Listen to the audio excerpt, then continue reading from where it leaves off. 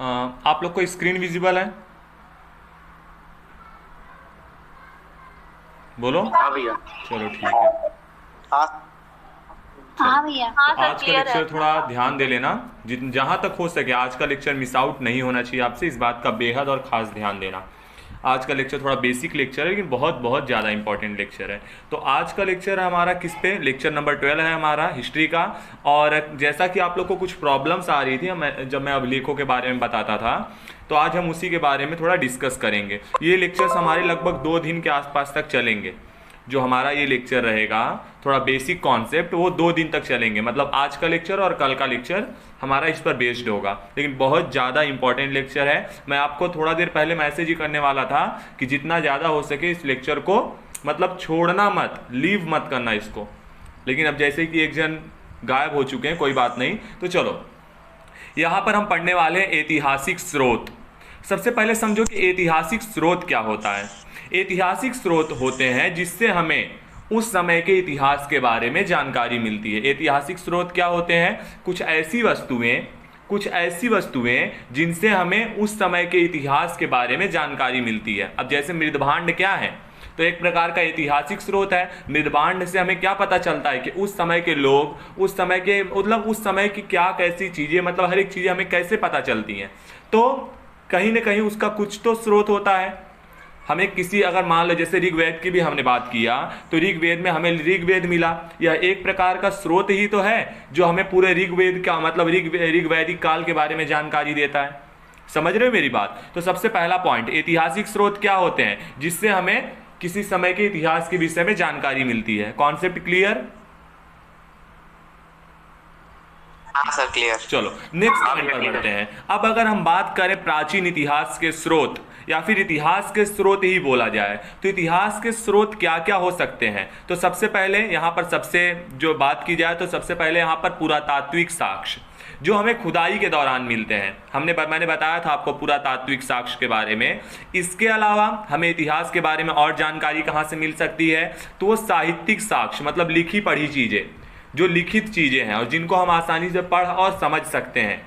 समझे? इसके अलावा विदेशी यात्रा का विवरण, कुछ ऐसे यात्री जो विदेशी थे, जब वो भारत में आए तो उन्होंने क्या किया, अपनी यात्रा का वर्णन किया। वो जहाँ जहाँ गए, जो भी चीज़ें देखी, जिस जिस राजा के दरबार में गए, तो वहाँ पर उन्होंने कुछ चीज़ों का वर्णन किया। उसे क्या कहा जाता है? विदेशी यात्रा का विवरण।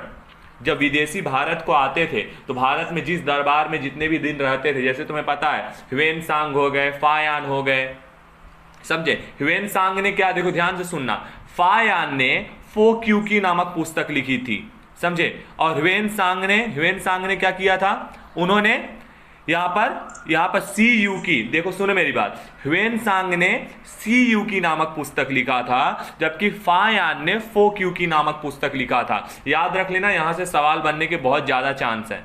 देखो 2 चीनी लेखक हैं दोनों, समझे? ह्वेन-सांग और फायान। फायान ने फो क्यू की, फायान ने फो क्यू की लिखा है, जबकि ह्वेन-सांग ने सी यू की। यह 2 पुस्तकें लिखे हैं। याद रख लेना, यहां से क्वेश्चन बनने के चांस है। आपका कॉन्सेप्ट क्लियर हुआ? बोलो। हाँ भैया। चलो अब देखो पुरातात्विक साक्ष्य हमें कैसे मिलते हैं? जब खुदाई के दौरान हमें पुरातात्विक साक्ष्य मिलते हैं, तो पुरातात्विक साक्ष्य में किन किन वस्तुओं को रखा जाता है, जरा देख लो इसको। तो यहां पर सबसे पहले अभिलेख, माइक ऑफ, सबका माइक ऑफ। चलो, तो पुरातात्विक साक्ष्य में सबसे पहली चीज है अभिलेख, और अभिलेखों को बहुत महत्वपूर्ण भी माना जाता है। ऐसा इसलिए क्योंकि अभिलेख से हमें ज़्यादा से ज़्यादा उस कालखंड के बारे में लिखित जानकारी मिलती है। अब अभिलेख कहाँ हो सकते हैं? तो अभिलेख मुद्राओं पर हो सकते हैं, मूर्तियों पर हो सकते हैं, बर्तनों पर हो सकते हैं। हमने देखा था ना, बर्तनों पे कुछ चीज़ें लिखी होती थी, समझे? तो वो सारी सब चीज़ें क्या है? वो अभिलेख हैं। इसके अलावा चट्टानों पर हो सकते हैं, मंदिरों की दीवारों पर हो सकते हैं, मंदिरों की जो खंभे होते हैं उस पर हो सकते हैं। तो अभिलेख क्या होते हैं? इतने प्रकार से, मतलब अभिलेख यहाँ। इसके अलावा ताम्र पत्रों पर भी लिखे जाते थे, ताड़ पत्रों पर लिखे जाते थे, यहाँ पर अभिलेख लिखे जाते थे। इसके अलावा पुरातात्विक साक्ष्य में दूसरा साक्ष्य है मुद्राएं। मुद्राएं भी बहुत इंपॉर्टेंट रोल प्ले करती हैं। किसी समय के इतिहास के बारे में अगर तुम जानना चाहते हो, तो मुद्राओं का एक बहुत महत्वपूर्ण रोल होता है। कि मुद्राओं से तुम्हें यह पता चल सकता है कि किसके किसके साथ संबंध था, क्या क्या चीजों का संबंध था, वो सारी चीजें हमें मुद्राओं से पता चलता है। समझे, कैसी कैसी मान्यताएं थी। समझे, आगे बढ़ेंगे तो स्मारक, स्मारक, भवन, मूर्तियां, ये सब जितनी भी चीजें हैं, चित्रकला, मूर्तियां यहां पर तुमको दिख रहा है, ये सब पुरातात्विक साक्ष्य के अंतर्गत आते हैं।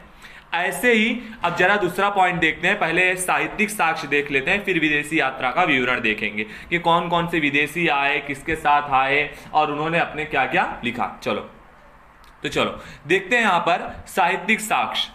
तो साहित्यिक साक्ष्य में देखो दो साक्ष्य होते हैं, पहला धार्मिक और दूसरा लौकिक। मतलब धर्म कर्म को छोड़कर जो साहित्य होते हैं उन्हें क्या कहा जाता है, उन्हें लौकिक साहित्य कहा जाता है। लौकिक साहित्य में जो धर्म से अलग होते हैं, धर्म से अलग मतलब किसी की जीवनी लिखना, समझे, किसी की बायोग्राफी लिखी जाती है, ये क्या होता है, ये धर्म कर्म की बातें नहीं है, ये अलग है। ऐतिहासिक ग्रंथ, समझे, इसके अलावा गल्प साहित्य ग्रंथ, तो ये सब क्या है, ये सब धर्म कर्म को छोड़कर लिखी गई बातें हैं, समझे, जो किसी की जीवनी को बताता है। गल्प साहित्य ग्रंथ, इसके अलावा ऐतिहासिक ग्रंथ। गल्प साहित्य मतलब कई लोगों का समूह जो किसी ग्रंथ का निर्माण करता है, समझे, जो दर्शन शास्त्री रहा करते थे वो ज्यादातर गल्प साहित्यों का निर्माण करते थे। तो क्या आपको नहीं लग रहा है कि ये तीनों चीजें जो हैं ये धर्म को छोड़कर हैं?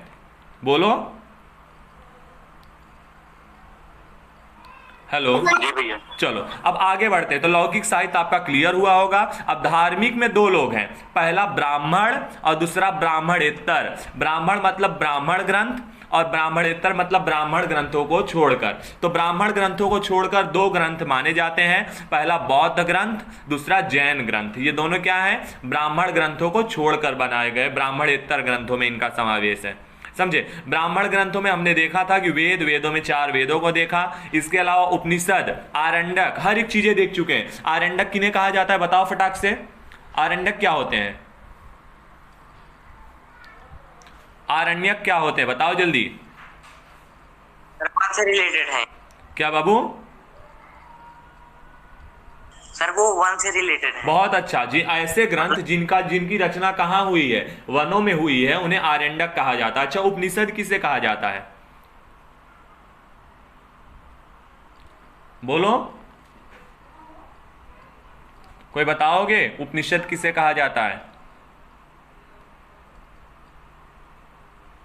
उपनिषद वो ग्रंथ है जिनकी रचना दर्शन शास्त्रियों ने किया है। यहां पर उपनिषद जो होते हैं वो किसी इतिहास का एक, बोला जाए तो सबसे प्योर नॉलेज हमें देते हैं, सबसे विशुद्ध ज्ञान अगर कोई देता है तो उपनिषद है। इनको दर्शन शास्त्री, यानी दर्शन शास्त्रियों का मतलब जो दर्शन विज्ञान के मतलब जनक माने जाते थे, जो दर्शनों मतलब जो भी देखते थे वही लिखते थे, समझे, उनको यहां पर उपनिषद यही होते हैं। आगे बढ़ेंगे तो पुराण, देव पुराण आपको पता होगा, विष्णु पुराण, देव पुराण, ये सारी चीजें, स्मृतियां, समझे। इसके अलावा रामायण, महाभारत, ये सब ब्राह्मण ग्रंथ हैं। इसके अलावा दूसरा ग्रंथ जो होता है वो ब्राह्मणेतर ग्रंथ होते हैं, जिनमें बौद्ध और जैन ग्रंथ हैं। तो आपको साहित्यिक साक्ष्य समझ में आया, पहला तो धार्मिक और दूसरा लौकिक। धार्मिक में ब्राह्मण ग्रंथ, ब्राह्मणेतर ग्रंथ, ब्राह्मणों को छोड़कर वाले। दूसरा यहाँ पर लौकिक साहित्य जिसमें ऐतिहासिक ग्रंथ होते हैं, किसी के इतिहास का वर्णन करना।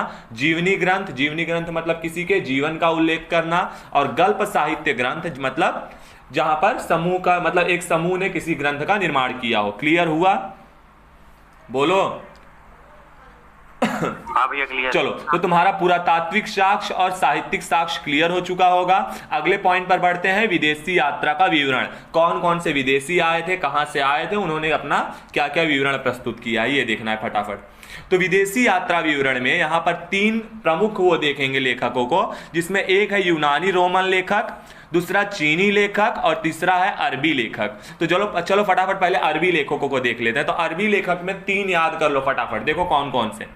यहां पर सुलेमान, अल मसूदी, अल बरूनी। अल बरूनी के बारे में अगर बोला जाए तो सबसे इंपॉर्टेंट चीज, तहकीक ए हिंद के लेखक, तहकीक ए हिंद नामक एक पुस्तक है, इसके लेखक अल बरूनी है, समझे। एक चीज यहां पर याद कर लेना कि तहकीक की मतलब होती है खोज, मतलब हिंद की खोज नामक पुस्तक किसने लिखा है, तो अल बरूनी ने। अल बरूनी क्या है, तो अल बरूनी एक अरबी लेखक है।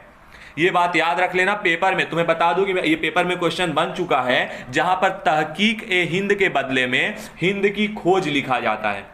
समझे। तो तहकीक ए हिंद ना लिख करके क्या लिखा जाएगा, क्योंकि ये अरब के हैं, फारसी हैं, तो यहाँ पर इसलिए इसको तहकीक लिखा, इन्होंने मुस्लिम शब्द का उपयोग किया, लेकिन तहकीक का मतलब होता है खोज।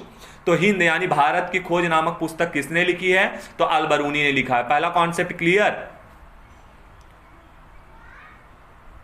हाँ भैया क्लियर। चलो, इसके अलावा दो और अरबी लेखक हैं, सुलेमान अल मसूदी। अब आप अपना फटाक से याद कर लो, अ से अरबी है तो अ से अल मसूदी, अल बरूनी और इसके अलावा एक और सुलेमान।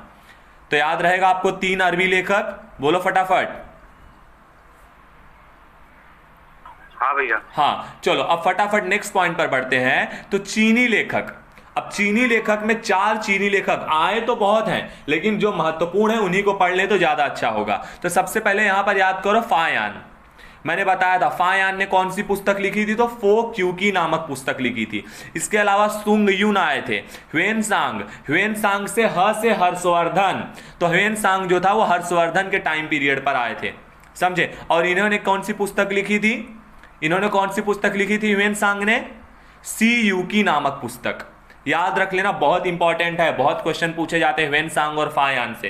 ह्वेनसांग किसके राज्य में आए थे, तो ह्वेनसांग किसके समय पर आए थे, आपको याद होना चाहिए कि ह्वेनसांग हर्षवर्धन के समय पे आए थे। ह से ह याद करो, यहाँ पर ह से हर्षवर्धन के टाइम पीरियड पर ह्वेनसांग आए थे। इसके अलावा एक और चीनी लेखक है जिसका नाम है इतिसंग, समझे। इतिसंग जो थे वो ह्वेनसांग को अपना गुरु मानते थे, ह्वेनसांग मतलब ह्वेनसांग इनके गुरु थे इतिसंग के। यहाँ पर क्लियर हुआ आपका कॉन्सेप्ट, बोलो।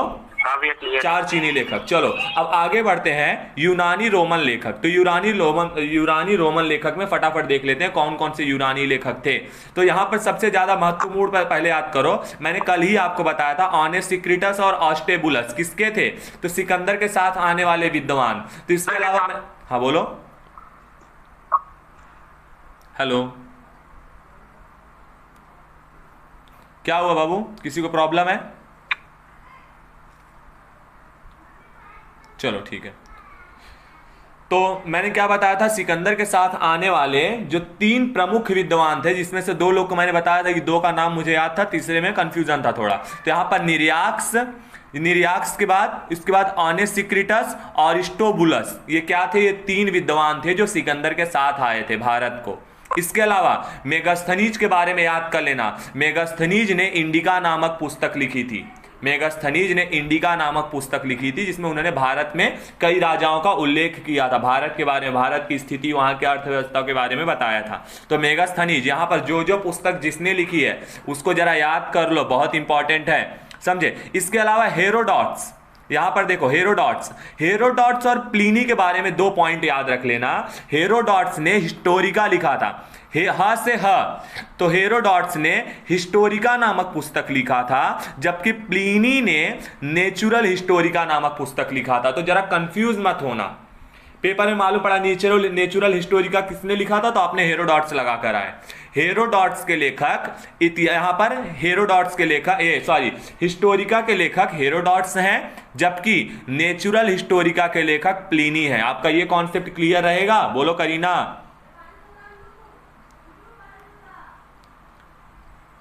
पायल, हाँ भैया। पक्का? खुशी, प्रिया? हाँ भैया। हाँ क्लियर है सर। चलो ठीक है। तो यहां पर आपका पहला पॉइंट जो मैंने आपको बताया, बहुत अच्छा, ठीक है। तो जरा यहां पर मिस्टेक ना होने पाए, हेरोडोट्स ने क्या किया था, हेरोडोट्स ने हिस्टोरिका लिखा था, लेकिन अगर पूछा जाए नेचुरल हिस्टोरिका, तो नेचुरल हिस्टोरिका प्लिनी ने लिखा था, समझे। हेरोडोट्स को इतिहास का पिता भी कहा जाता है, आपको पता होना चाहिए, इतिहास का जनक या फिर इतिहास का पिता। इसके अलावा देख लेते हैं और जो काम के, मतलब ये सब उतने जरूरी नहीं, लेकिन जो जरूरी थे मैंने बता दिया। सिकंदर के साथ आने वाले 3 विद्वान, निरियाक्स, ऑनेसिक्रिटस और अरिस्टोबुलस। मेगास्थनीज ने क्या किया था, मेगास्थनीज जो थे उन्होंने क्या किया, इंडिका नामक पुस्तक के लेखक कोई थे, तो मेगास्थनीज थे। इसके अलावा डाइमैक्स, डायनोसियस, इसके अलावा टेसियस, ये सब क्या थे, यहां पर ये सब ऐसे मतलब थे, ईरान के लेखक, इसके अलावा रोमन, अरबी, ये सब लेखक थे, ठीक है। लेकिन जो इंपॉर्टेंट थे उनको आपको याद करना बहुत ज्यादा जरूरी है। हेरोडोट्स, सिकंदर के साथ आने वाले विद्वान, मेगास्थनीज, टॉलमी। टॉलमी को ज्योग्राफी का लेखक कहा जाता है। जो तुम आज ज्योग्राफी पढ़ते हो, भूगोल, तो उसके लेखक किसे कहा जाता है? तो यहाँ पर ज्योग्राफी के लेखक जो है वो टॉलमी ही है। तो आपको पूरा ये चार्ट एक बार पहले मुझे बताओ क्लियर हुआ या नहीं, पहले फटाफट बताओ। इतिहास के स्रोत, कि इतिहास के बारे में हमें जानकारी कहां से मिलती है। तो 3 प्रमुख स्रोत आपको क्लियर हुए। हाँ भैया। अब देखो, अब यहां से ध्यान से सुनो, ये चार्ट जो दिख रहा है, ये चार्ट पे आपसे मेंस में क्वेश्चन बन सकता है, समझे। ये चार्ट अगर आपको पता रहा तो आप एक बहुत बड़ा आंसर को फ्रेम कर सकते हो, समझे। पेपर में देखो कैसे क्वेश्चन बन जाएंगे। इतिहास के बारे में जानकारी से के संबंध में कई मतलब जो स्रोत होते हैं उनके बारे में बताइए, समझे। तो बस शुरू हो जाना कि हमें इतिहास का, यहाँ पर इतिहास के जो स्रोत होते हैं जो हमें इतिहास के बारे में जानकारी देते हैं उन्हें ऐतिहासिक स्रोत कहा जाता है। मुख्य रूप से ऐतिहासिक स्रोतों को पहले 3 भागों में बांटा गया है, पुरातात्विक स्रोत, इसके अलावा साहित्यिक स्रोत और विदेशी यात्राओं का विवरण, जो विदेशी थे। फिर अपना चालू कर दो सब एक एक पॉइंट के बारे में। क्लियर हुआ? बोलो। हाँ भैया। चलो अब नेक्स्ट पॉइंट पर बढ़ते हैं। तो नेक्स्ट पॉइंट पे हम पहले पुरातात्विक स्रोत को अच्छे से पढ़ेंगे और इसके बाद हमारा कल तक का पूरा लेक्चर रहेगा जिसमें हर एक चीजें हम देखने वाले हैं। चलो, तो आज सबसे पहले पुरातात्विक स्रोत। तो पुरातात्विक स्रोत मैंने बताया कि जो खुदाई के दौरान हमें मिलती हैं वस्तुएं वो पुरातात्विक स्रोत के अंतर्गत मानी जाती हैं। और इसके अलावा मैंने बताया, देखो यहाँ पर, कि अगर किसी देश का, किसी समाज का या फिर किसी स्थान का तुम इतिहास जानना चाहते हो कि यहाँ पर कौन सा समाज रहता था, कैसे लोग रहते थे, कैसे मृत भांडों का प्रयोग करते थे, कैसे प्रकार के भोजन का उपभोग करते थे, कृषि करते थे कि नहीं, पशुपालन करते थे कि नहीं, घर कैसे बनाया करते थे, ये सारी चीजों के बारे में अगर तुमको जानकारी कोई देगा तो वो है पुरातात्विक साक्ष्य या फिर स्रोत। तो इसलिए किसी देश या किसी स्थान का अगर तुम इतिहास जानना चाहते हो और उसके बारे में कुछ बताना या लिखना चाहते हो तो उसके लिए पुरातात्विक स्रोत और साक्ष्य बहुत ज्यादा मायने रखते हैं। पहला पॉइंट क्लियर? बोलो। जी भैया। चलो नेक्स्ट पॉइंट पर। अब जैसा कि हम लोग ने वहीं पे बात किया था कि पुरातात्विक साक्ष्य किनको किनको कहेंगे, तो यहां पर पुरातात्विक साक्ष्य के अंतर्गत सबसे पहले है अभिलेख।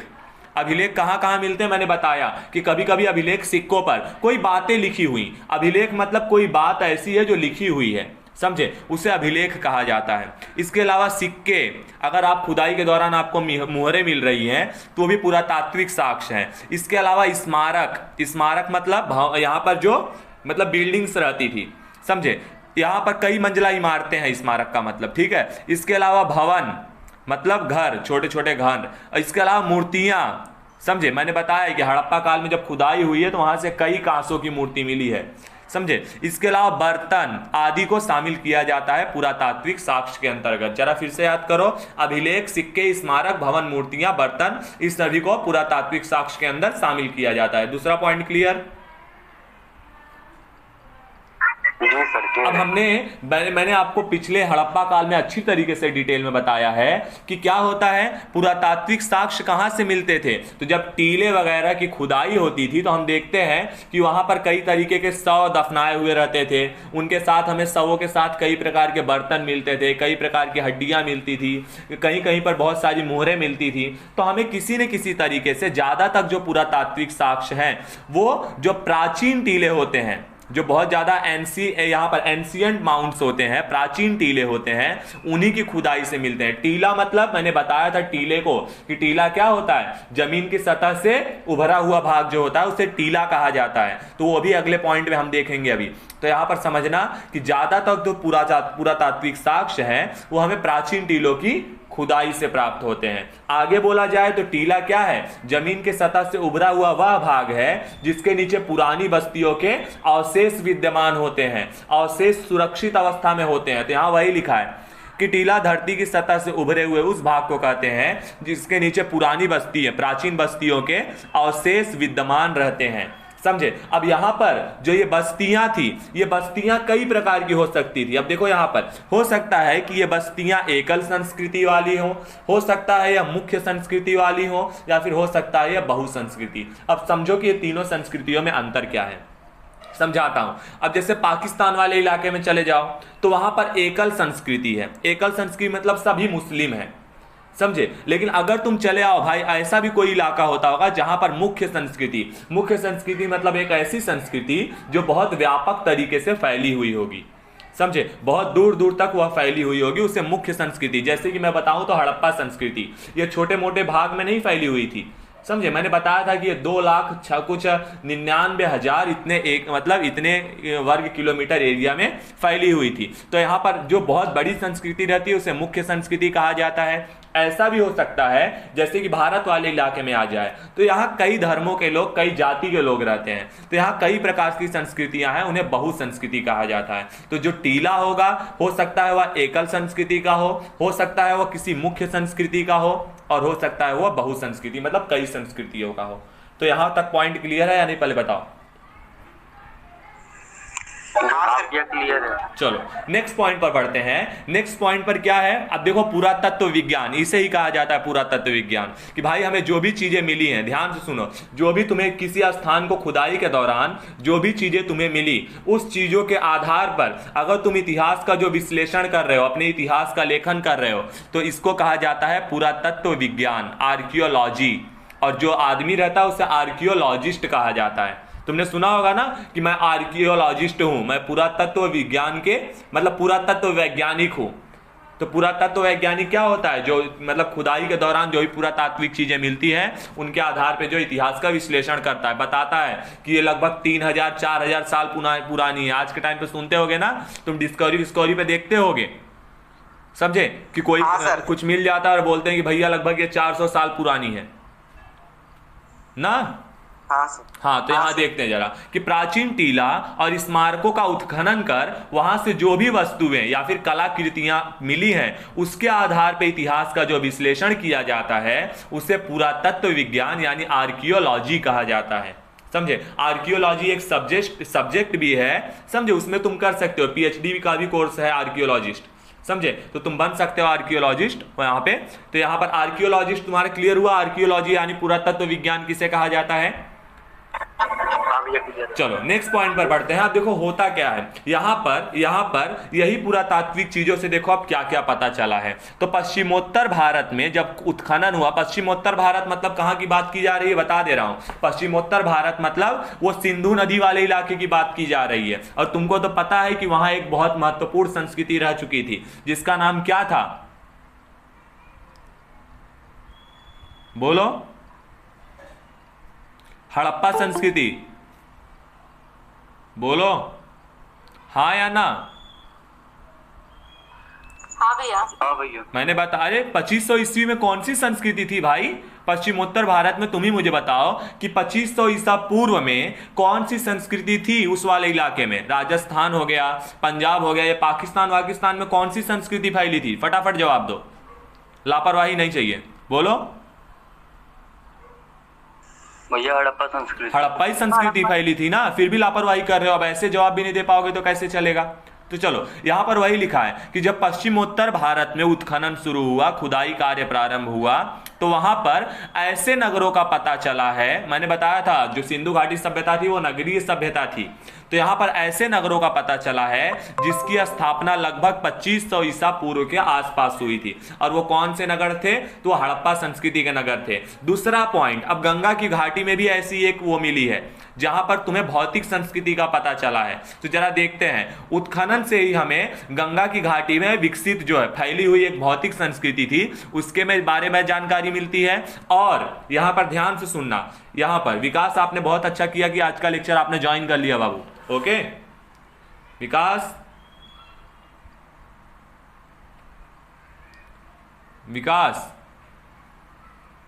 केवल नाम मात्र का ज्वाइन करिए हो क्या, चलो ठीक है। तो यहां पर देखेंगे आगे, तो मैंने क्या बताया कि भौतिक संस्कृति के बारे में हमें कहां से जानकारी मिलती है, तो वह गंगा की घाटी में विकसित हुई थी। आगे बताया जाए कि इसके बारे में हमें पता चलता है कि यहाँ के लोग कैसी कैसी बस्तियों में रहा करते थे, कैसी उनकी सामाजिक संरचना थी। सामाजिक संरचना मतलब कैसे वो घर बनाकर कैसे लोगों से उनका मेल मिलाप था। इसके अलावा कैसे मृदभांडों का वो लोग उपयोग करते थे, कौन से मृदभांड थे जिनका वो लोग उपयोग किया करते थे, कैसे घरों में वो रहते थे। इसके अलावा भोजन के लिए से वो कौन कौन से अनाजों को उगाते थे और उनका उपभोग करते थे, मतलब उसको खाते थे। इसके अलावा किस प्रकार के औजारों और हथियारों का प्रयोग करते थे, ये सारी चीजों के बारे में हमें जानकारी पुरातात्विक खुदाई से पता चलती है। क्लियर? बोलो। अभी से क्लियर। चलो ठीक है, नेक्स्ट पॉइंट पर बढ़ते हैं। तो नेक्स्ट पॉइंट पर क्या है, मैंने तुम्हें बताया था, याद है कि नहीं, महापाषाण कालीन संस्कृति, बहुत बहुत डिटेल में बताया हूं। और यह भी बताया हूं कि महापाषाण कालीन संस्कृति का दूसरा नाम है मेगालिथ। समझे? तो पेपर में आएगा कि मेगालिथिक संस्कृति किसे कहते हैं, तो वो महापाषाण काल ही पूछता रहता है। तो जरा ध्यान देना कि दक्षिण भारत में कुछ लोग क्या करते थे, मृत व्यक्ति जो रहा करते थे उनके शव के साथ उनके हथियार, औजार और मिट्टी के बर्तन, इन चीजों को भी क्या करते थे, कब्र में दफना दिया करते थे। और उस कब्र के ऊपर एक घेरे में बड़े बड़े पत्थर रख दिया जाया करते थे, और इसे ही कहा जाता है महापाषाण कालीन संस्कृति। बताया था या नहीं आप लोगों को? हाँ सर। हाँ भैया बताए। हेलो हाँ बोलो। भैया, कह रहे हैं आज का वीडियो आप बना रहे हैं? हाँ बाबू, आज का वीडियो बन रहा है, बोलो। ठीक है सर, बना के सेंड कर देना, क्योंकि अभी आज हमारे सिस्टर की शादी है ना, और हाँ। यहाँ बारिश भी हो रही, तो मैं अटेंड नहीं कर पा रहा। चलेगा, कोई इश्यू नहीं बाबू। ओके चलो, तो चलो नेक्स्ट पॉइंट पर बढ़ते हैं। नेक्स्ट पॉइंट पर जरा देखते हैं। अब यहाँ पर एक बहुत इंपॉर्टेंट मुद्दा है, यहाँ से सवाल बहुत बन चुके हैं और बहुत बनते हैं। ऐसा क्यों? ऐसा इसलिए क्योंकि ये आधुनिक तकनीक है। समझे? विज्ञान की बहुत ज्यादा आधुनिक तकनीक है और बहुत ज्यादा कारगर भी सिद्ध हो रही है। आज के समय जितनी भी ऐतिहासिक वस्तुएं मिल रही हैं, उन चीजों का पता अगर उसके काल का निर्धारण किया जा रहा है तो वो कार्बन 14 के माध्यम से ही किया जा रहा है। समझे? कार्बन 14 के माध्यम से ही पता चलता है कि भैया कौन सी हड्डी कितने साल पुरानी है। समझे? तो ये सारी चीज जरा देखते हैं यहाँ पर कार्बन 14 क्या बताता है, कैसे पता चलता है कि कौन सी वस्तु कितने साल पुरानी है। ठीक है, तो मैंने आपको बताया था कि कोई भी सजीव हो, चाहे वो वनस्पति हो चाहे वह प्राणी हो। आप लोग सुन रहे हो? हाँ भैया सुन रहे हैं। चलो फटाफट पहले माइक ऑफ करो, सबका माइक ऑफ रहना चाहिए। विकास,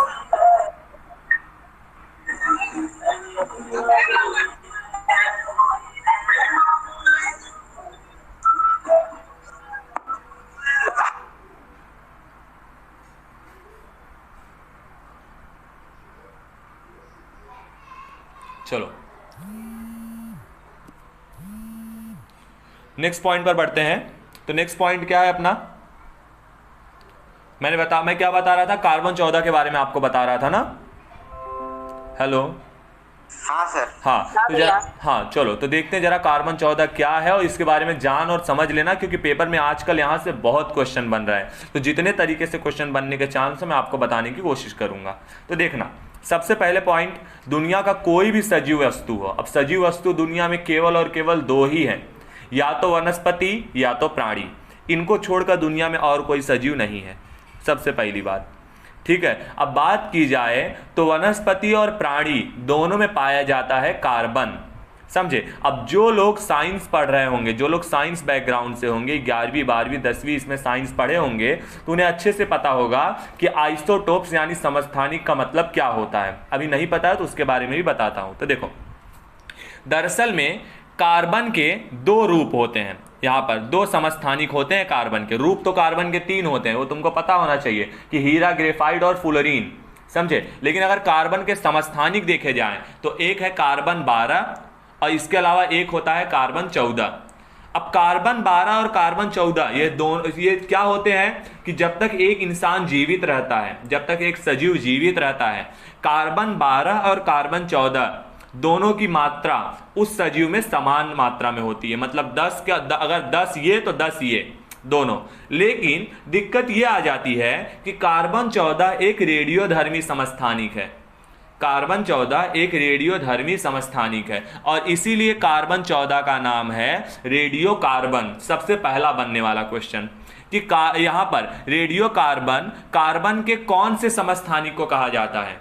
तो कार्बन 14 को कहा जाता है। पहला क्वेश्चन क्लियर? बोलो। ये भैया क्लियर है। चलो ठीक है, तो यहाँ पर कार्बन 14 से पहला कॉन्सेप्ट आपका क्लियर होना चाहिए कि कार्बन 14 को ही क्या कहा जाता है, रेडियो कार्बन, क्योंकि ये एक रेडियोधर्मी समस्थानिक है। अब रेडियोधर्मी क्या होता है बता दूं आपको। रेडियोधर्मी का मतलब अगर आप उसको हवा में खुला छोड़ दोगे ना तो धीरे धीरे उसकी मात्रा घटती रहेगी। जैसे कि कपूर को अगर आप देखोगे हवा में अगर खुला छोड़ दो तो धीरे धीरे उसकी मात्रा क्या होती रहती है, घटती रहती है। तो वैसे ही कार्बन 14, अब क्योंकि कार्बन 14 रेडियोधर्मी समस्थानिक है तो हम देखते हैं कि धीरे धीरे इसकी मात्रा लगातार सजीव के, मतलब अगर कोई आदमी मर गया, जब तक वो जीवित है तब तक वो किसी न किसी माध्यम से, चाहे वो खाना खा रहा है, चाहे वो पानी पी रहा है, चाहे वो सांस ले रहा है, किसी न किसी माध्यम से उसके बॉडी में कार्बन जाता ही रहता है। सांस ले रहे हो तो कार्बन डाइऑक्साइड बॉडी में जा रहा है। इसके अलावा खाना खा रहे हो तो जितनी भी दुनिया में सब कुछ बना है सब यहाँ पर कार्बन से ही बना है। तो किसी न किसी माध्यम से आपके शरीर में कार्बन जा ही रहा है, समझे। लेकिन जैसे ही एक इंसान की डेथ हो जाती है तो क्या होता है, वह कार्बन ग्रहण करना बंद कर देता है। और क्योंकि कार्बन 14 रेडियोधर्मी है तो उसका अनुपात धीरे धीरे कम होने लगता है। लेकिन कार्बन 12 क्या है, वह रेडियोधर्मी नहीं है तो उसका लेवल उतना ही बना रहता है। तो जब इंसान को कोई हड्डी मिलती है तो वो क्या करता है, वह यह देखता है कि इसमें कार्बन 12 का लेवल कितना है और कार्बन 14 कितना कम हुआ है, समझे। और इससे वह यह अंदाजा लगा लेता है कि हड्डी कितना साल पुरानी है। नहीं समझे मेरी बात? समझ गए सर। पक्का? करीना पक्का? सभी को ये कॉन्सेप्ट समझ में आया है? नहीं पायल? हाँ भैया क्लियर है। चलो ठीक है। तो कार्बन 12 और कार्बन 14 से जुड़ा कॉन्सेप्ट बहुत ज्यादा इंपॉर्टेंट है। और बता दूं इसी प्रक्रिया को कहा जाता है रेडियो कार्बन डेटिंग। मतलब रेडियो कार्बन की मदद से डेटिंग करना, मतलब तिथि का पता लगाना, समझे। तो ये बहुत आधुनिक तकनीक है विज्ञान की और बहुत ज्यादा इंपॉर्टेंट है। आपसे पेपर में पूछी भी जा सकती है और नहीं भी पूछी गई है तो किसी मुद्दे पे आप इसको बता सकते हो, समझे। तुम देखते होगे कि डॉक्टर सालुखी जो रहता है कहां पर, सीआईडी में ना, वो क्या बोलता है, ऐसा हो जब कोई आदमी मतलब डेड बॉडी उसके सामने लाते हैं और बोलते हैं कि इसको चेक करो, सीआईडी ऑफिसर लोग जो रहते हैं, तो डॉक्टर सालुखी क्या बोलता है, ये मर्डर नहीं किया है। वो लोग बोलते हैं कैसे, बोलता है ये तो 2 घंटे पहले मर चुका है। ऐसा डायलॉग मारते हैं ना वो लोग सीआईडी वाले। हाँ भैया। हाँ तो नॉर्मली फिर क्या होता है, वो बोलते हैं ये तो 2 घंटे पहले मर चुका है, ये तो ये खूनी नहीं है, खूनी कोई और है। तो वो कैसे पता करता है, ये कार्बन 12 और कार्बन 14, समझे कि भाई कौन कब मरा है। ठीक है, चलो। तो यहां पर यही चीज है कि किसी प्राचीन वस्तु में जो कार्बन 14 विद्यमान होता है, प्राचीन वस्तु मतलब हड्डी, याद रख लेना वो हड्डी वड्डी होनी चाहिए, जरूरी है, समझे। तो यहां पर किसी प्राचीन वस्तु में जो कार्बन 14 विद्यमान होता है उसमें आई कमी को माप कर उसके समय का निर्धारण किया जा सकता है। 9वां पॉइंट आपको समझा है यानी पहले बता दो। हाँ भैया समझ में आया। समझे कि कोई भी प्राचीन वस्तु है अगर आप उसमें कार्बन 14 की जो कमी है उसको माप सकते हो तो आप ये बता सकते हो कि वह वस्तु कितने साल पुरानी है, कितने वर्ष पुरानी है, समझे। नेक्स्ट पॉइंट पर मैंने यही बताया कि इसी प्रक्रिया को कहा जाता है रेडियो कार्बन डेटिंग। अब रेडियो कार्बन डेटिंग एक ऐसी तकनीक है, एक ऐसी वैज्ञानिक तकनीक है जिससे यह पता लगाया जा सकता है कि कोई वस्तु किस काल से संबंधित है, कौन से समय से जुड़ी हुई है। आगे मैंने बताया कि रेडियो कार्बन किसे कहा जाता है, तो यह कार्बन 14 है। रेडियो कार्बन मतलब कार्बन 14, और ये कार्बन 14 क्या है, ये कार्बन का ही एक रेडियोधर्मी समस्थानिक है। यहाँ पर वही चीज लिखी है कि यहाँ पर जो कार्बन 14 है वह कार्बन का एक रेडियोधर्मी समस्थानिक है यानी आइसोटोप है। रेडियोधर्मी को इंग्लिश में कहा जाता है रेडियो एक्टिव मेटल्स, समझे। तो यहाँ पर जो सभी सजीव वस्तुओं में विद्यमान होता है, समझे। जितने भी सजीव वस्तुएं हैं, मैंने बताया सजीव वस्तुएं कौन कौन सी हैं, तो वनस्पति और प्राणी हैं, इनमें यह कार्बन 14 विद्यमान होता है। यहाँ पर जो जब सजीव वस्तु मर जाती है तो उससे यह मतलब कार्बन 14 को माप कर बड़े आसानी से पता लगाया जा सकता है कि भैया ये कितने साल पुरानी है। ठीक है, बोलो। जी भैया। अब देखो मैंने आपको ये भी बताया था कि इससे हमें और क्या क्या जानकारी मिलती है। अब आपको एक हड्डी मिल गई है, समझे। अब उससे क्या करेंगे, अब उससे और भी चीजें पता लगाएंगे। तो एक हड्डी से क्या क्या पता लगाया जा सकता है कि यह हड्डी कौन से जानवर की है, वो जानवर कितना विशाल हुआ होगा। अगर वह जानवर विशाल था तो चलो ठीक है, अगर वो जानवर छोटा था तो वह पालतू था कि जंगली था, अगर पालतू था तो शाकाहारी था या मांसाहारी था, इसके अलावा पालतू था तो वो कौन से काम में लाया जाता था, समझे। मतलब आमतौर पे क्या होता था, तुम्हें पता है कि जो आमतौर पे जानवरों का पालन किया जाता था वो श्रम के लिए किया जाता था। मतलब जानवरों को नॉर्मली हलों में जोता जाता था, इसके अलावा बैलगाड़ी में जोड़ना, बहुत सारे काम होते थे। तो वह किस काम में लाया जाता था। जो गायें रहती थी वह क्या करती थी, दूध देने का काम करती थी, और जो कई मतलब पशुओं को पाला जाता था मांस के लिए, ये सारी चीजों के लिए। तो इनका उपयोग किस लिए होता था, ये सारी चीजों का पता हमें केवल एक हड्डी से चल सकता है। क्लियर। चलो आगे बढ़ेंगे। तो आगे रेडियो कार्बन डेटिंग से ही हमें पता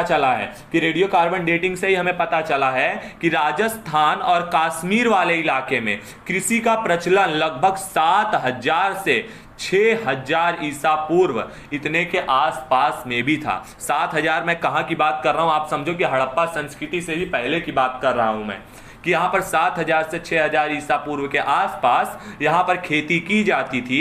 इस बात का पता कैसे चलता है, तो राजस्थान और कश्मीर में जब मिले हुए जो भी साक्ष्य हैं उनको रेडियो कार्बन डेटिंग के विधि से पता लगाया जाता है। समझ में आया, बोलो।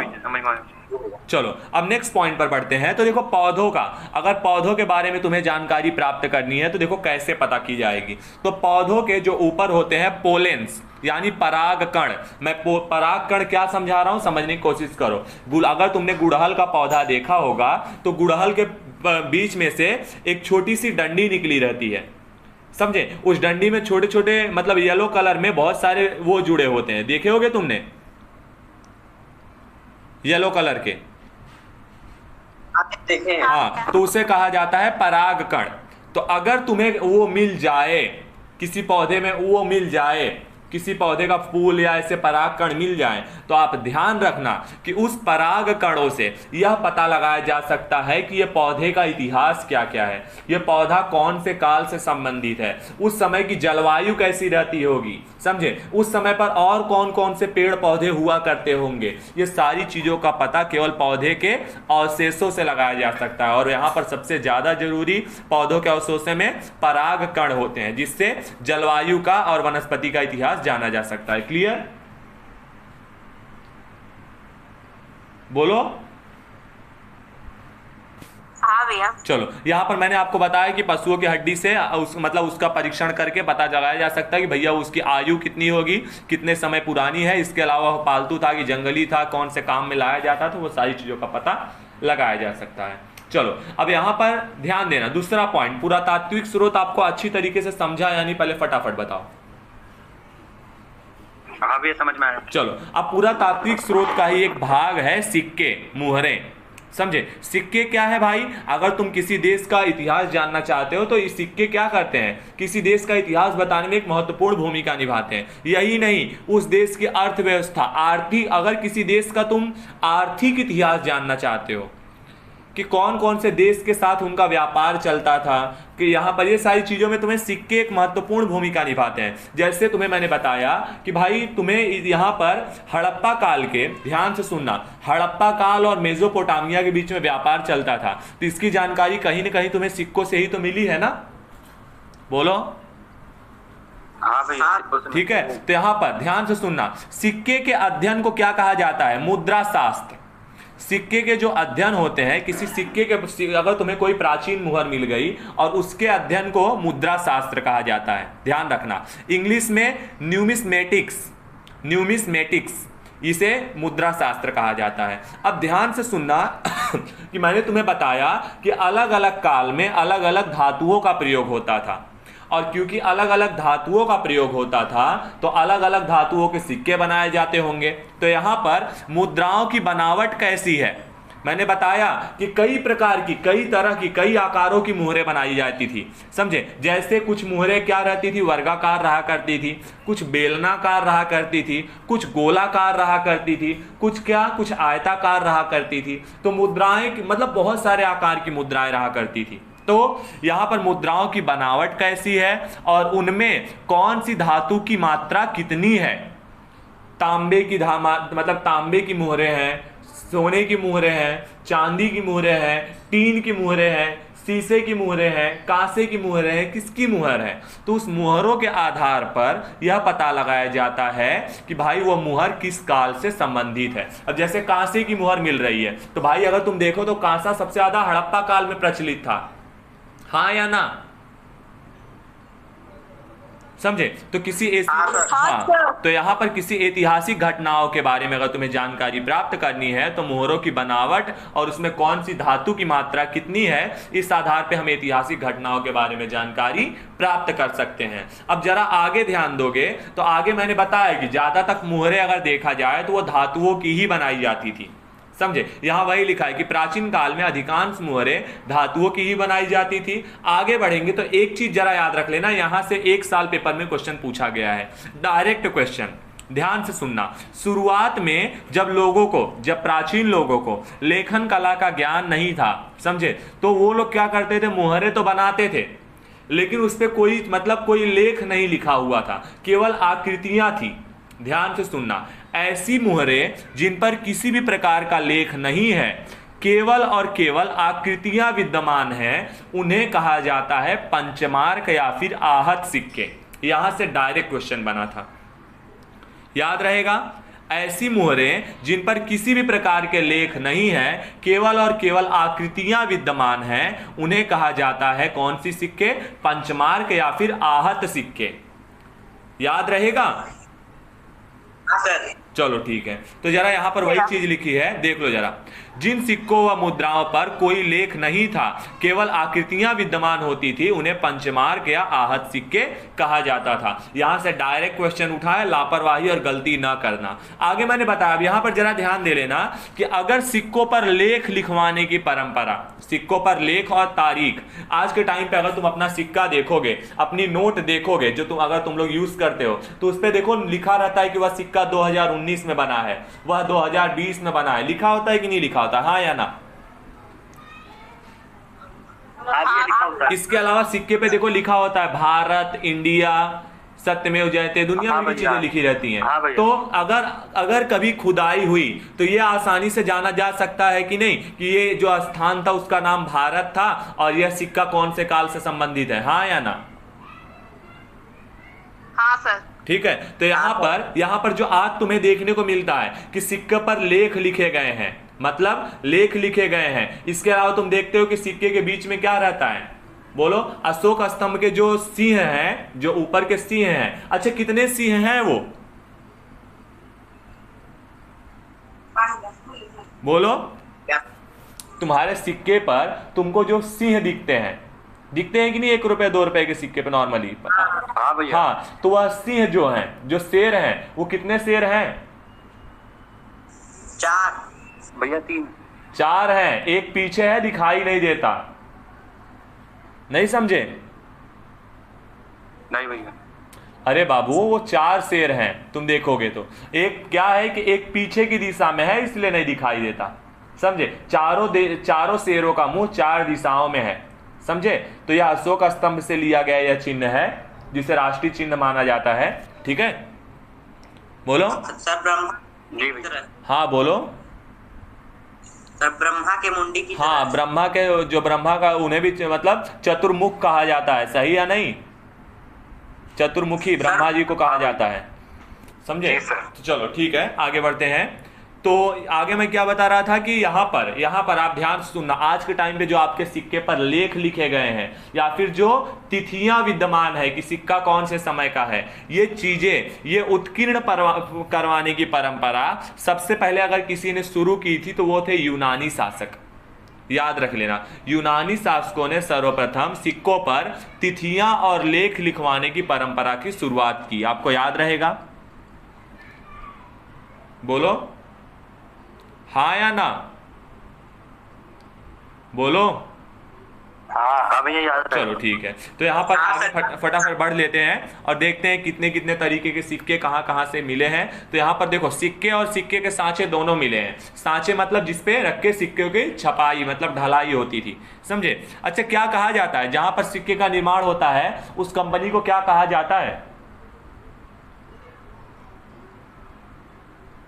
पता नहीं सर।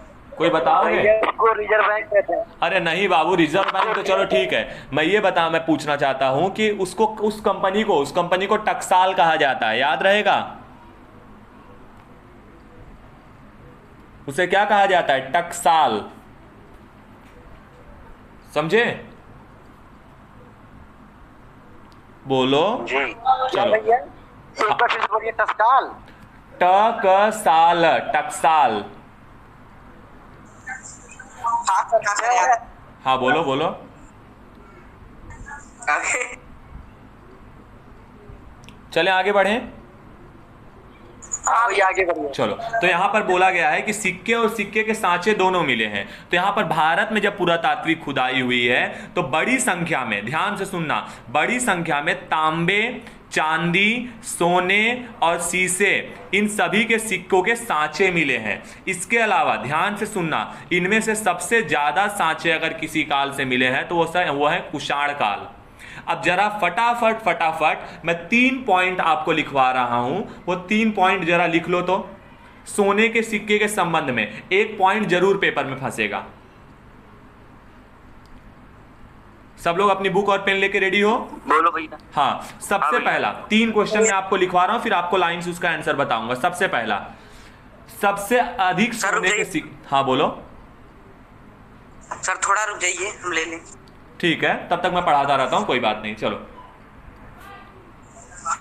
तो यहां पर आगे पॉइंट में लिखा है कि इनमें से सबसे अधिकांश सांचे जो हैं वो कुषाण काल से मिले हैं। कुषाण काल अभी मैं पढ़ाऊंगा आपको, डोंट वरी। यहां पर यह ईसा की आरंभिक 3 सदियां, ईसा की जो शुरू की 3 सदियां, मतलब पहली, जब देखो ईसा की जब शुरुआत हुई यानी ईसा मसीह के जन्म के तुरंत बाद, समझे। पहली सदी मतलब पहला 100 साल, फिर दूसरी सदी मतलब 200 साल और तीसरी सदी मतलब 300 साल, समझे मेरी बात। तो 3 सदियों के आरंभ के ये सिक्के हैं, समझे। आगे यहां पर देखो ध्यान से, मैंने अभी बताया कि भारत में मिले आरंभिक सिक्कों पर प्रतीक चिन्ह मिलते हैं। प्रतीक चिन्ह मतलब केवल और केवल आकृतियां।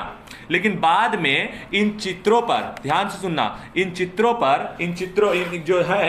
पर क्या मिलते हैं? सिक्कों पर राजाओं और देवताओं के नाम के साथ साथ तिथियां अंकित दिखाई देती हैं। मैंने बताया कि अब यहां पर लेख लिखवाना यानी राजाओं और देवताओं के नाम लिखवाए जाते थे, समझे। इसके अलावा उन पर तिथियां अंकित रहती थी, ठीक है। नेक्स्ट पॉइंट पर बढ़ेंगे तो मैंने आपको बताया कि सिक्कों पर लेख और तिथियां उत्कीर्ण कराने की परंपरा सबसे पहले किन्होंने शुरू की थी? तो यूनानी शासकों ने प्रारंभ की थी। वो जो भी मुहरे छपवाते थे, जो भी मुहरे चलवाते थे, उनको क्या करवाते थे भाई? उनको उन पर तिथियां कि वह किस समय के सिक्के हैं, अपने शासन को अच्छी तरीके से उस पर करवाते थे, ठीक है, छपवाते थे। आगे यहां पर बताया गया है कि अब सिक्के का प्रयोग किस लिए होता था।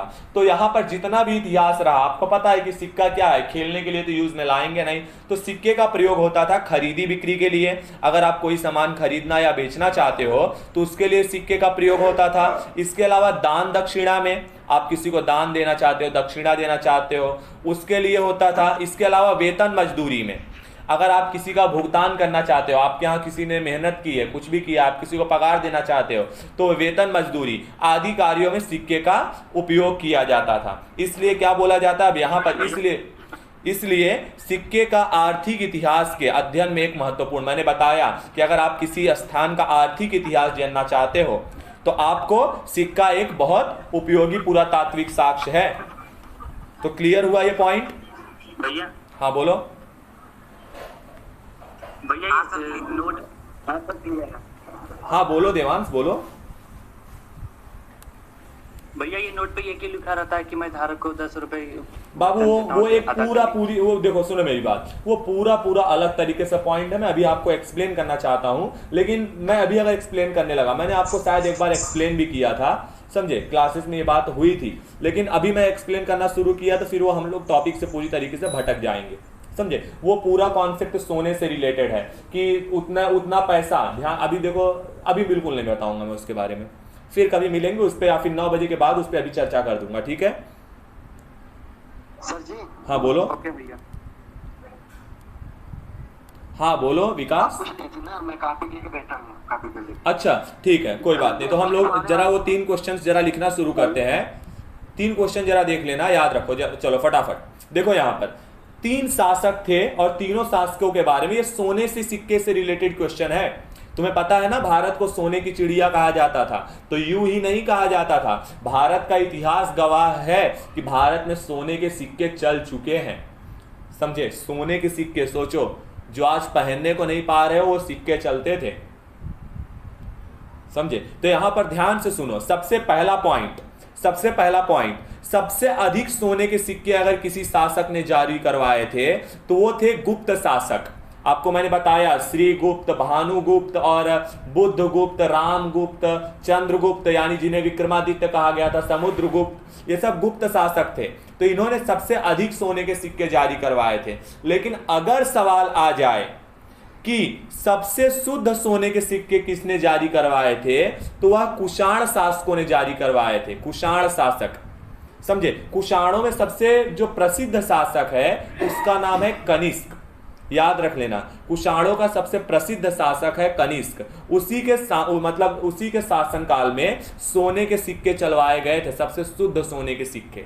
तीसरा क्वेश्चन, सबसे पहले सोने के सिक्के किसने जारी किए, तो वो थे हिंद यवन शासक, जिन्हें इंडो ग्रीक शासक भी कहा जाता था। तो 3 क्वेश्चन, सबसे अधिक सोने के सिक्के गुप्त शासकों ने, सबसे शुद्ध सोने के सिक्के कुषाण शासकों ने, और सबसे यहां पर तीसरा पॉइंट, सबसे पहले सोने के सिक्के किसने जारी किए थे, तो हिंद यवन शासकों ने, यानी इंडो ग्रीक शासकों ने। तो 3 क्वेश्चन में से एक क्वेश्चन जरूर फंसेगा, कंफ्यूज जरूर हो जाओगे। तीनों सवाल में अंतर समझे कि नहीं, पहले ये बताओ। हाँ भैया। हाँ भैया, अंदर गया। तीनों में अंतर है कि नहीं, कुछ पहले ये बताओ। हाँ सर, बहुत अंतर है। हाँ, तो याद रख लेना, यहां से लापरवाही ना होने पाए। क्लियर है? चलो, तो यहां पर मौर्योत्तर काल के बाद, हाँ बाबू बोलो। मैंने ये बताया, पहले सोने के सिक्के, देखो सुनो मेरी बात, सबसे अधिक सोने के सिक्के कुछ यहाँ पर गुप्त शासकों ने जारी किया, सबसे शुद्ध सोने के सिक्के कुषाण शासकों ने जारी किया, और सबसे पहले सोने के सिक्के हिंद यवन यानी इंडो ग्रीक शासकों ने जारी किया, समझे। तो यहां पर हिंद यवन शासकों को यवन प्रिय भी कहा जाता है, यवन प्रिय शासक। तो जरा संभाल लेना अगर क्वेश्चन घुमा के पूछा जाए तो। क्लियर?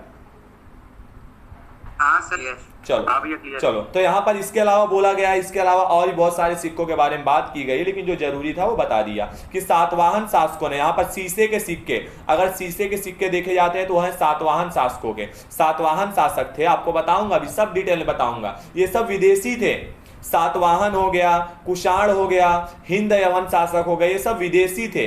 विदेशी आक्रमणों के द्वारा भारत आए थे, लेकिन बाद में यह भारत आए और भारत के ही रह गए, मतलब भारत में ही रह गए। यहां पर इनको मतलब इन्होंने क्या किया कि भारत की शासन व्यवस्था में कई मतलब बहुत सारे काम किए, तो यहां पर ये भारत के ही बनकर रह गए, समझे। तो यहां पर सातवाहन शासक जो थे, इन्होंने सबसे अधिक शीशे के सिक्के जारी करवाए थे, समझे। तो याद रख लेना, यहां से क्वेश्चन बनेंगे कि शीशे के सिक्के सबसे अधिक कौन से शासन किस शासन काल में हुआ, तो सातवाहन शासकों में हुआ।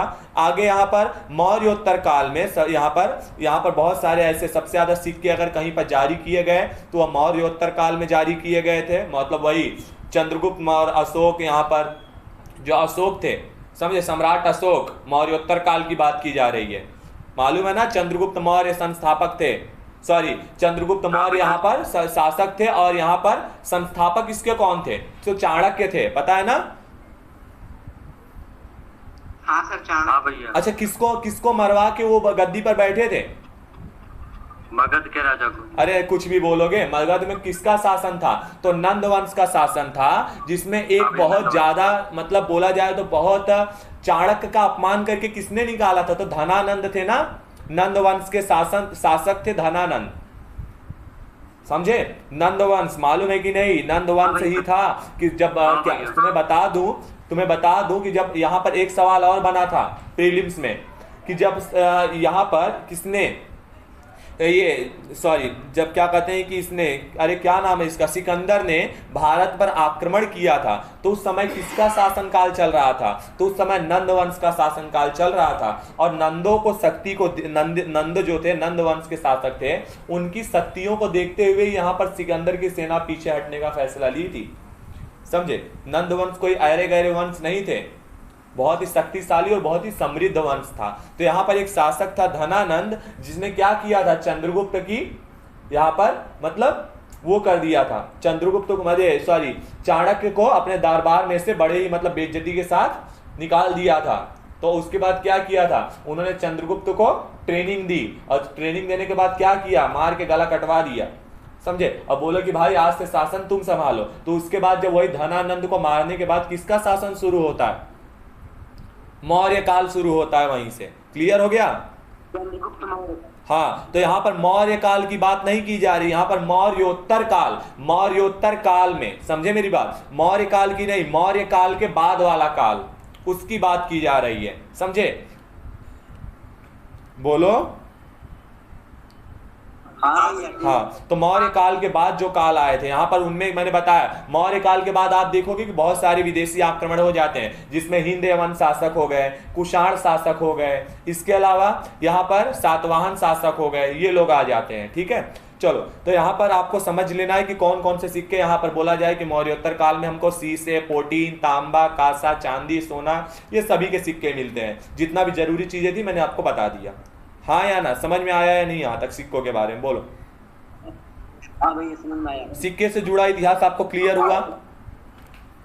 हाँ सर क्लियर। चलो, अब नेक्स्ट पॉइंट पर बढ़ते हैं और देखते हैं अभिलेख के बारे में कि कौन कौन से अभिलेख, जो जरूरी अभिलेख हैं, अभिलेख बहुत हैं लेकिन जो जरूरी है वही मैं बताने की कोशिश करूंगा। चलो, तो यहाँ पर सबसे पहले अभिलेखों के बारे में देखा जाए तो कुछ याद है कि ऋग्वेद में मैंने 2 अभिलेख बताए थे, कौन कौन से, कौन बता सकता है, देखता हूं।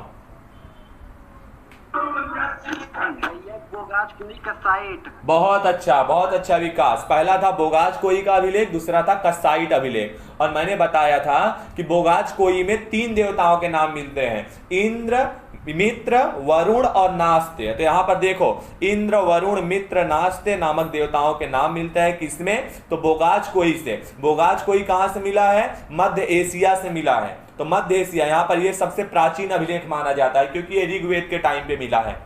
तो यहाँ पर वही लिखा है कि अगर भारत के संदर्भ में, भारत से संबंधित अगर सबसे प्राचीन अभिलेख कोई है तो वह मध्य एशिया से मिलने वाला बोगाज कोई का अभिलेख है। और इसमें क्या है, इसमें 4 देवताओं के नाम, 4 वैदिक देवताओं के नाम मिलते हैं, इंद्र, वरुण, मित्र और नास्ते। अच्छा, बताओगे इनमें कौन कौन से 2 राजाओं के बीच में संबंध, यहाँ पर संधि हुई थी, बोलो। हाँ मैं बताऊं। हाँ बोलो। एक जो है हिंदी के राजा सुपलिमा थे, बहुत अच्छा। और एक मति उवजा थे। मति ऊजा कहाँ के थे बाबू, मितन्नी, याद नहीं आ रहा है। मितन्नी। हाँ भाई मितन्नी।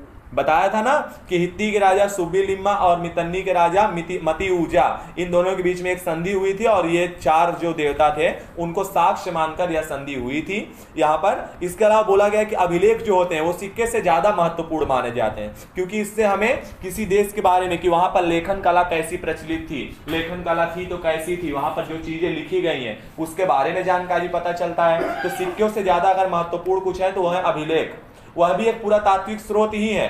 तो इसके यहां पर ध्यान से सुनना, इसके अध्ययन को पूरा लेख यहां पर ध्यान से सुना जा रहा है, ये थोड़ा इसमें मिस्टेक हुई है, ये राइटिंग मिस्टेक हुई है। तो इसको कहा जाता है पूरा लेख शास्त्र, समझे, पूरा लेख शास्त्र। इंग्लिश में कहा जाए तो एपिग्राफी, समझे, इंग्लिश में एपिग्राफी कहा जाता है और हिंदी में पूरा लेख शास्त्र कहा जाता है, समझे। तो यहाँ पर पूरा लेख शास्त्र यानी एपिग्राफी जो अभिलेख है उसके अध्ययन को, जो प्राचीन अभिलेख है जिनको पढ़ने की कोशिश, मैंने बताया था कि अब तक वो अभिलेख जिनको पढ़ा जा सका है वो अशोक के टाइम पीरियड के अभिलेख हैं, समझे, अशोक के अभिलेख है जिनको पढ़ा जा सका है। उससे पहले के जितने भी अभिलेख हैं यानी हड़प्पा काल के, उनको पढ़ा उड़ा नहीं जा पाया है। ऐसा इसलिए क्योंकि वह भाव चित्रात्मक लिपि में है, मतलब उसमें विचारों और वस्तुओं को किसके माध्यम से बताया गया है? चित्रों के माध्यम से बताया गया है। हाँ या ना? हाँ भैया। ठीक है, तो यहां पर वही लिखा है कि अभिलेख सिक्कों से अधिक महत्वपूर्ण होते हैं। इसके अध्ययन को पूरा लेख शास्त्र कहा जाता है, यानी एपिग्राफी कहा जाता है। भारत के संदर्भ में अगर भारत से जुड़ा हुआ सबसे प्राचीन अभिलेख किसी को माना जाता है तो वह है बोगाज कोई का अभिलेख। समझे? तो बोगाज कोई का अभिलेख जो है उसमें 4 देवताओं के नाम इंद्र, वरुण, मित्र और नास्ते, इनका भी नाम मिलता है। इसके अलावा यहां पर देखो अन्य क्या थे, पूरा लिपि शास्त्र क्या होता है। तो अभिलेख और पुराने दस्तावेज की जो प्राचीन तिथि का अध्ययन किया जाता है इसे कहा जाता है पूरा लिपि शास्त्र। पूरा लेख शास्त्र और पूरा लिपि शास्त्र दोनों में अंतर समझिए। अध्ययन करोगे तो पूरा लेख शास्त्र, लेकिन अगर उसकी तिथि का वर्णन पता लगाओगे कि भाई ये अभिलेख कौन से काल से संबंधित है तो वह है पूरा लिपि शास्त्र। दोनों में बहुत अंतर है, इसे पैलियोग्राफी कहा जाता है। समझे? आगे नेक्स्ट पॉइंट पर बढ़ेंगे तो अभिलेख कहां कहां पर मिल सकते हैं? तो अभिलेख हो सकता है सिक्कों यानी कि मोहरों पर मिल सकते हैं, या फिर प्रस्तर स्तंभ मतलब प्लेन, एकदम प्लेन स्तंभ जो रहते हैं, तो प्लेन क्या कहते हैं कि खंभे रहेंगे उन पर मिल सकते हैं। पता है कि नहीं तुम्हें? बोलो। एक अभिलेख, एक कहते हैं स्तंभ मिला है समुद्रगुप्त का स्तंभ, पता है कि नहीं? समुद्रगुप्त का स्तंभ अभिलेख। समझे? यह धातु विज्ञान का एक उत्कृष्ट नमूना है, इलाहाबाद में है। हाँ या ना? दरअसल में मेन क्या है यहां पर बता दूं। हाँ बाबू बोलो। Hello sir. हाँ बोलो। हेलो हेलो सर हम लोग अभी क्लास अटेंड नहीं कर सकते, आप वीडियो बना के वो जो डालेंगे हम लोग उसमें देख लेंगे। हम लोग अभी जा रहे हैं वहाँ पे। चलेगा, कोई इशू नहीं है, चलेगा। Okay okay sir, thank you. Okay, तो चलो ठीक है। बाकी लोग जुड़े हो ना?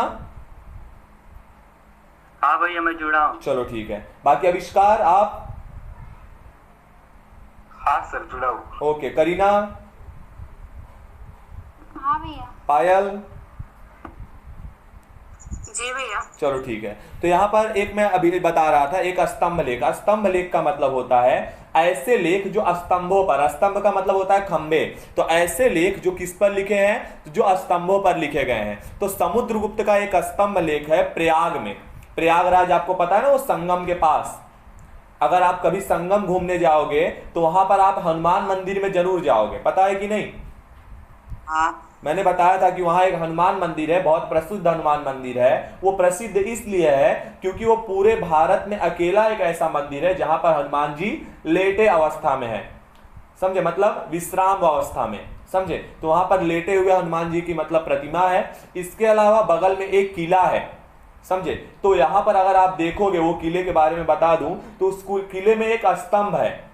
वह स्तंभ, मेन बात यह है कि वह धातु का स्तंभ है, लेकिन आज तक उस पर जंग नहीं लगी है।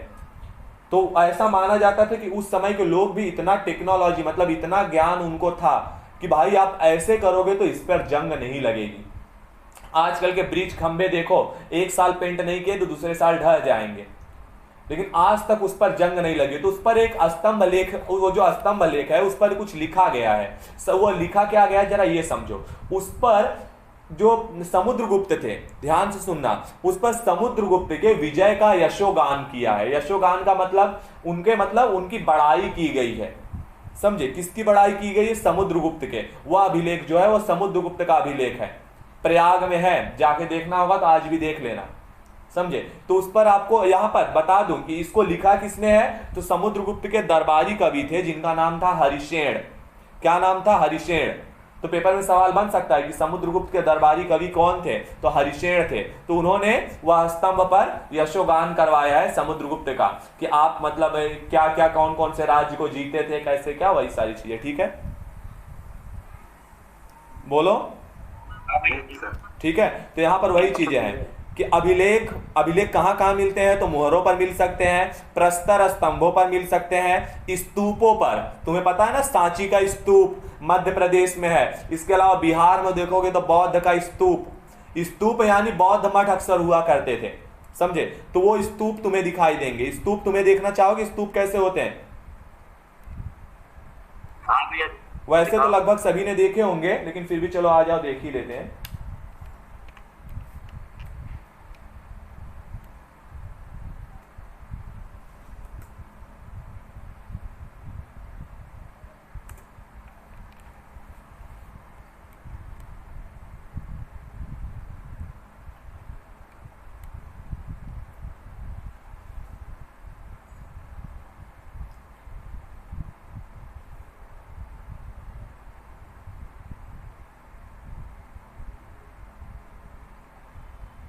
जरा लैपटॉप में कुछ प्रॉब्लम आ रही है। देखो यहाँ पर स्तूप आप देख रहे हो ना, स्तूप कुछ ऐसे होते हैं। देखो यह सांची का स्तूप मध्य प्रदेश में है, दिख रहा है कि नहीं? ये स्तूप तुम देख पा रहे हो सब? बोलो हेलो।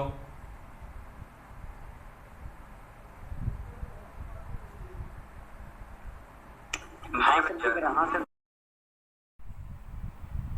तो देखो आप लोग स्तूप देख पा रहे हो, आप लोग स्तूप देख पा रहे हो कि यहाँ पर ये देखो ये सांची का स्तूप है। इसके अलावा यह बिहार में स्थित स्तूप है। तो स्तूप नॉर्मली क्या होते थे? बौद्ध। हाँ भैया दिख रहा है। हाँ, तो स्तूप नॉर्मली बौद्ध मठ हुआ करते थे। जो बौद्धों के मठ हुआ करते थे वो स्तूप के रूप में हुआ करते थे। चलो, तो यहाँ पर वही बोला है कि अभिलेख जो हो सकते हैं वो मोहरों पर मिल सकते हैं, प्रस्तर स्तंभों पर यानी खंभों पर मिल सकते हैं, स्तूपों पर मिल सकते हैं, किसी चट्टानों पर मिल सकते हैं, ताम्रपत्रों पर मिल सकते हैं। यही नहीं, इसके अलावा भी मंदिरों की दीवारों पर मिल सकते हैं, मंदिरों की ईंटों पर मिल सकते हैं, मूर्तियों पर मिल सकते हैं। इतने तरीके से अभिलेख मिल सकते हैं। अभिलेख मतलब कोई लिखी गई बात। तो तुम्हें पता है कि मतलब इसके अलावा देखा जाए तो मृद भांडों पर भी हमें कई अभिलेख मिल चुके हैं। हाँ या ना? बोलो। चलो ठीक है, अब आगे बढ़ते हैं। तो आरंभिक अभिलेख प्राकृत भाषा में थे, प्राकृत भाषा थे, लेकिन बाद में धीरे धीरे संस्कृत भाषा का उपयोग होने लगा। तो शुरू में जो अभिलेख मिले हैं वो प्राकृत भाषा के थे। प्राकृत भाषा या ईसा पूर्व 3री सदी के थे। मतलब ईसा के पहले 3 सदियों की बात किया जाए, मतलब ईसा के पहले के 300 साल जो थे उसमें प्राकृत भाषा का प्रचलन था। लेकिन बाद में धीरे धीरे क्या हुआ, संस्कृत भाषा का प्रयोग होने लगा और आगे धीरे धीरे इसका पूरी तरीके से विस्तार हो गया। मतलब हर जगह पर संस्कृत भाषा ही बोली जाने लगी। तो अभिलेखों में संस्कृत भाषा ईसा की 2री सदी से मिलने लगी, मतलब 200 साल के बाद से, समझे। इसके बाद 4थी और 5वीं सदी आते आते, मतलब 400 और 500 साल आते आते इसका पूरी तरीके से सर्वत्र हर जगह पर व्यापक बहुत बड़े लेवल पर प्रयोग होने लगा। क्लियर हुआ?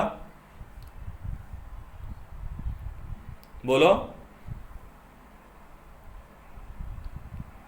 हेलो। क्लियर है। चलो नेक्स्ट पॉइंट पर बढ़ते हैं। तो अभिलेखों में प्रयुक्त लिपियां, कि अभिलेखों में मैंने बताया था ब्राही लिपि, खरोष्टी लिपि, इसके अलावा यूनानी और आर्मेयिक लिपि एक अलग सी लिपि है, लेकिन ब्राही और खरोष्टी बहुत ज्यादा इंपॉर्टेंट है। तो ब्राही मैंने बताया था बाएं से दाएं लिखी जाने वाली लिपि। तो अशोक के ज्यादातर अभिलेख, यहाँ पर अभिलेख जो है वो ब्राही लिपि में ही मिले हैं। यह लिपि बाएं से दाएं में लिखी जाती थी। मैंने बताया था, याद कर लेना, पेपर में यहाँ से क्वेश्चन बन चुका है, आपको मैंने दिखाया था। ठीक है। खरोष्टी लिपि दाएं से बाएं लिखी जाती थी। तो अशोक के कुछ शिलालेख खरोष्टी लिपि में मिले हैं और ये दाएं से बाएं लिखी जाती थी। लास्ट एक यूनानी और आर्मेयिक अभिलेख। तो ये लिपि यूनानी और आर्मेयिक लिपि कौन सी थी? अशोक के वो अभिलेख जो पाकिस्तान और अफगानिस्तान के कुछ क्षेत्रों से मिले हैं, उनमें इन लिपियों का प्रयोग हुआ दिखाई देता है, यूनानी और आर्मेयिक लिपि। क्लियर हुआ? बोलो। चलो नेक्स्ट पॉइंट पर। अब देखो मौर्य सम्राट अशोक जो थे, इनके अभिलेख से हमें क्या क्या पता चलता है। तो इनके अभिलेख देश के लगभग हर एक भागों से मिले हैं। मध्य एशिया हो गया, ईरान वाला क्षेत्र, हर जगह से अशोक के अभिलेख देश के हर जगह से मिले हैं। कुछ दक्षिण भारत से भी मिले हैं, कुछ यहाँ पर हर जगह से, उत्तर भारत से भी मिले हैं, चारों दिशाओं से मिले हैं, समझे। तो इनके अभिलेख देश के विभिन्न भागों से मिले हैं, जिनसे उनके क्या क्या पता चलता है। सबसे पहले साम्राज्य की सीमा, कि उनका साम्राज्य कितना बड़ा था। इसके बाद इनका धम्म, मैंने बताया था कि अशोक का धम्म मानवतावादी था। उनका यह मानना था कि सभी मानवों का कल्याण हो, समझे। तो अशोक का धम्म मानवतावादी था। इसके अलावा उन्होंने कौन से बौद्ध धर्म को अपनाया था। मैंने बताया था ना कि जो कलिंग का युद्ध हुआ था उसके बाद युद्ध से भावुक होकर वो बौद्ध धर्म को अपना लिए थे, सही या नहीं? ठीक है। इसके अलावा शासन नीति, उनका शासन कैसा था, इसके आधार पर ये सारी चीजें थी, तो उनको यहां पर देख लेना जरा कि इनके अभिलेख से ये सारी चीजें पता चलती हैं। आगे देखेंगे तो एक और जरूरी अभिलेख है, ध्यान से सुनना, हाथी गुम्फा अभिलेख। ये भी एक बहुत इंपॉर्टेंट अभिलेख है, हाथी गुम्फा अभिलेख, समझे। तो उदयगिरी का यह अभिलेख है, हाथी गुम्फा अभिलेख। यह हमें किसके, कौन से शासक के बारे में जानकारी देता है, तो कलिंग नरेश खारवेल।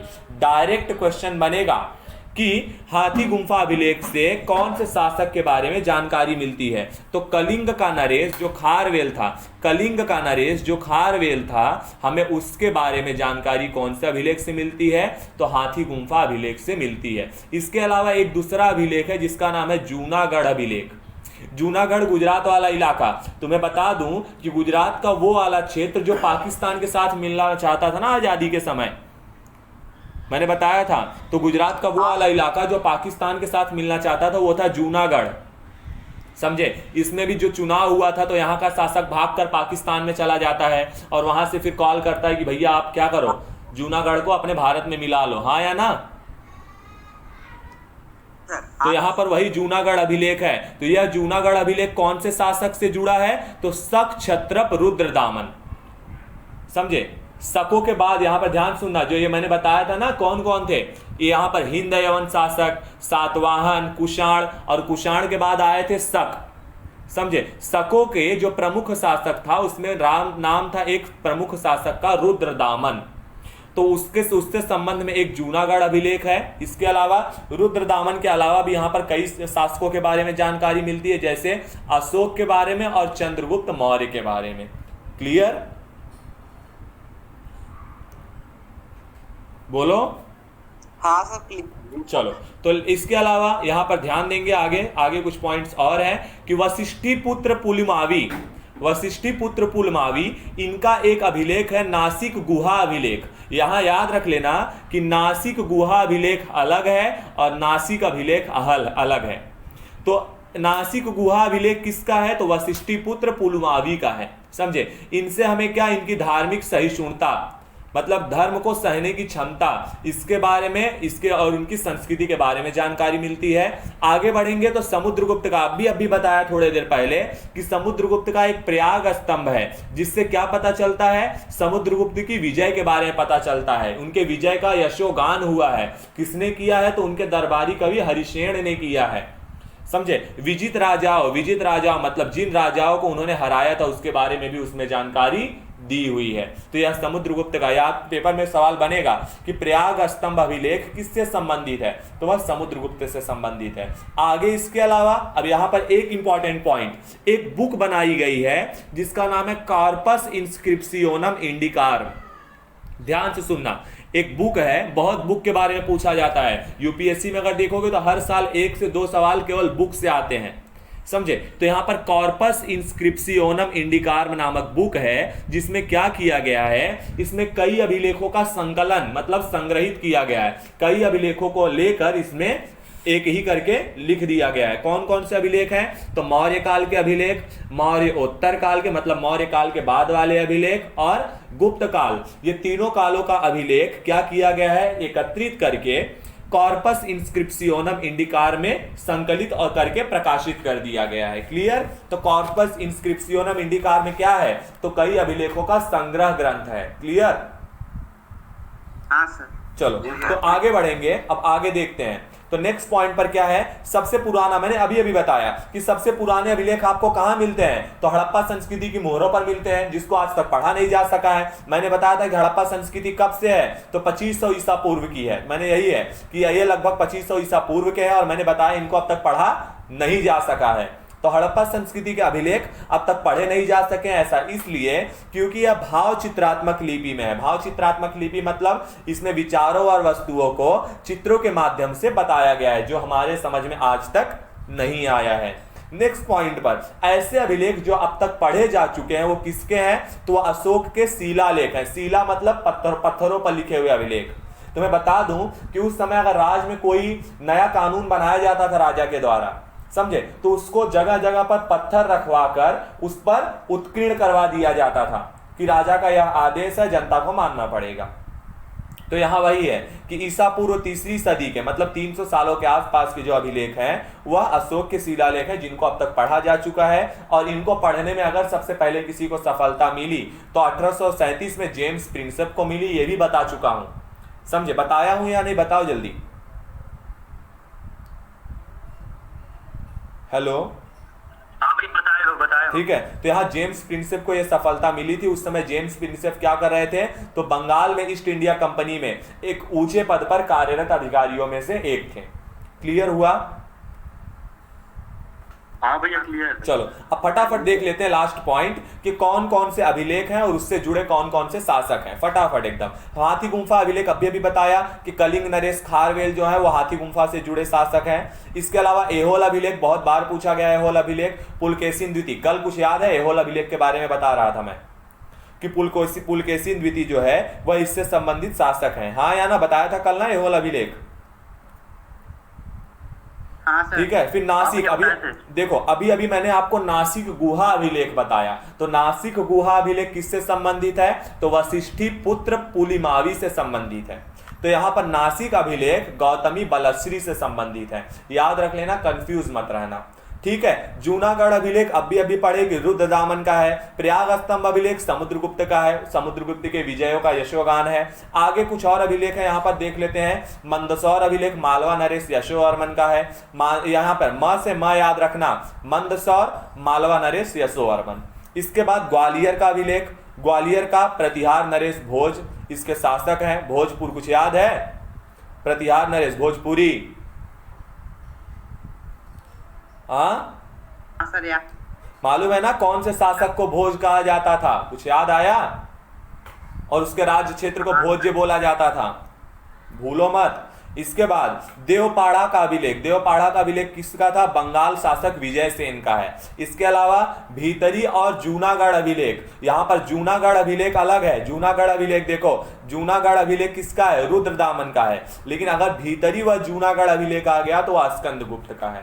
तो जितने भी अभिलेख जरूरी थे वो मैंने बता दिया। इसके अलावा भारत का सबसे पहले अगर उल्लेख किसी में मिलता है तो वह हाथी गुम्फा अभिलेख में मिलता है। हाथी गुम्फा अभिलेख किसका है? तो कलिंग नरेश खारवेल का है। तो आपको हर तरीके से मैंने हर एक पॉइंट्स बता दिए। अब कल हम लोग स्तंभ लेखों के बारे में बहुत डिटेल में पढ़ने वाले हैं। तो जितना पढ़ाया हूं वो समझा है आज का? हाँ सर। पक्का? हाँ सर। चलो।